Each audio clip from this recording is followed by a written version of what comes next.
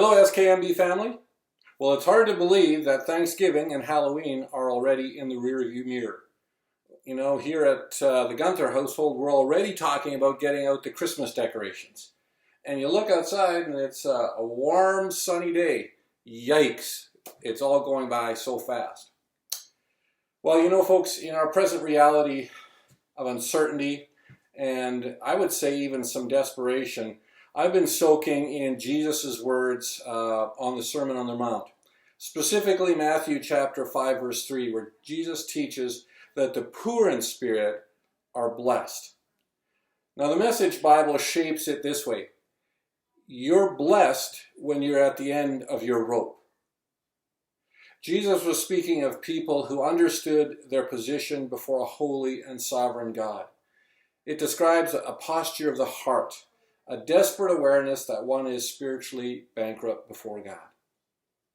The sense here is one of being at the end of one's rope and seeking God's help.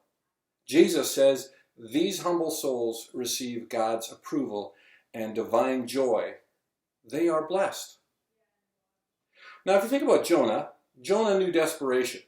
His failed attempt to flee God and reject a divine call landed him in a space he described as being, and I quote, the depths of the grave, unquote. And again, at the root of the mountains. It was from this place of darkness and hopelessness where his life was ebbing away that he remembered the Lord. And so he lifts a prayer to the temple of God, Scripture says, declaring that salvation comes from God. Now, Pastor and Professor Dallas Willard once said, the Christian life is what you do when you realize you can do nothing. Let me say that again. The Christian life is what you do when you realize you can do nothing. So from within his living tomb, where it says the earth barred Jonah in forever, he realized he could do nothing. And it's here that a new faith seems to be born.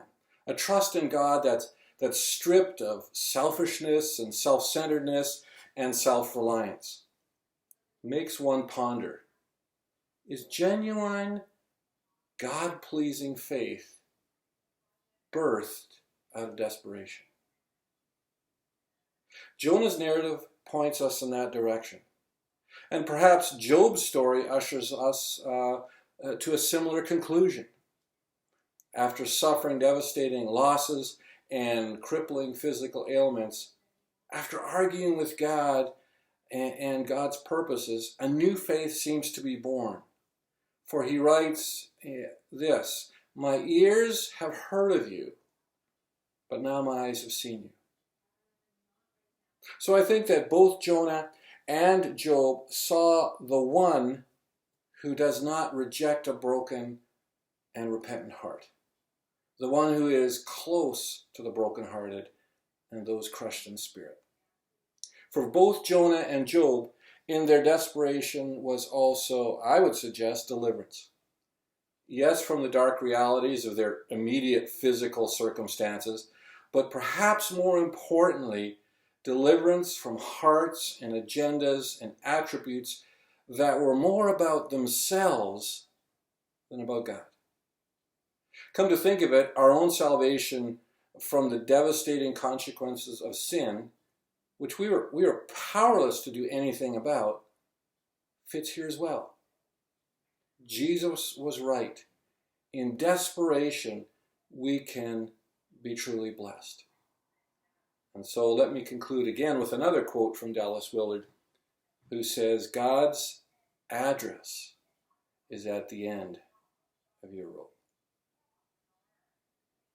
May God bless this sharing of what God has been teaching me to your hearts and your leadership. On the SKMB landscape, the 2020 Leadership Forum is around the corner. Saturday, November 14th. This will be a virtual Zoom from 10 a.m. until 3:30 p.m. The theme for the Leadership Forum this year is staying focused on the mission. Ron Penner, our new national moderator, is going to bring the devotional address on this theme. Now you can register for free on our website at skmb.ca. The agenda, the 2021 draft budget, and other documents for discussion can be found on our website as well. Bruce Entz will provide training for the Leadership Forum this year from 2 o'clock to 3:30 p.m. Bruce's teaching will be on discipleship ecosystems. Again, information for this training is on our website under the Events tab. In other news, our developmental leadership team, together with our Faith and Life team chair, Rick Schellenberg, have been bringing shape to the Anabaptist training track at Horizon College and Seminary. Horizon has been an incredible partner in this process. In addition, Multiply is already in partnership with Horizon on the school's Global Discipleship Certificate. SKMB Seminary, I should mention, is also an existing partner with Horizon and SKMB. On the COVID front, as our provincial government strives to stay ahead of outbreaks, revised health guidelines are now seemingly commonplace. And folks, I tell you, it's likely going to continue like this for the near future anyway.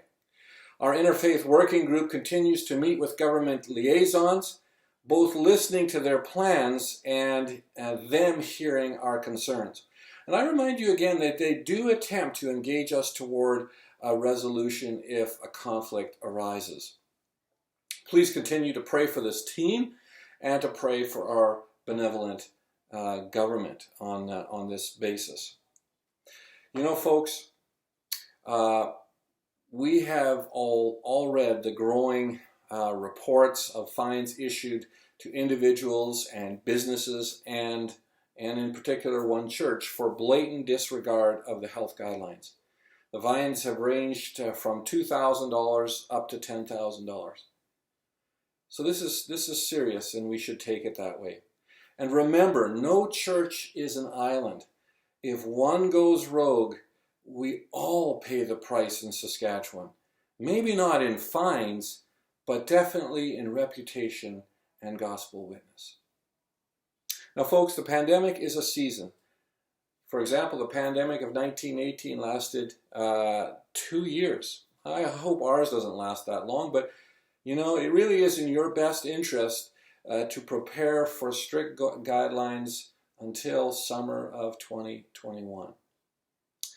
If you have any questions or concerns on COVID church guidelines, pick up the phone, send me a text, send me an email, and I'll see if I can find you an answer. Church leaders, I again appeal to you to engage with the wellness videos and documents we have provided as a resource on our website.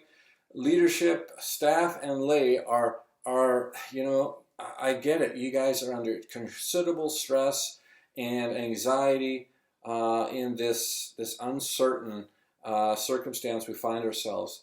And so your wellness has got to be taken as paramount in your ministry. So please check out the resources. Please engage with them.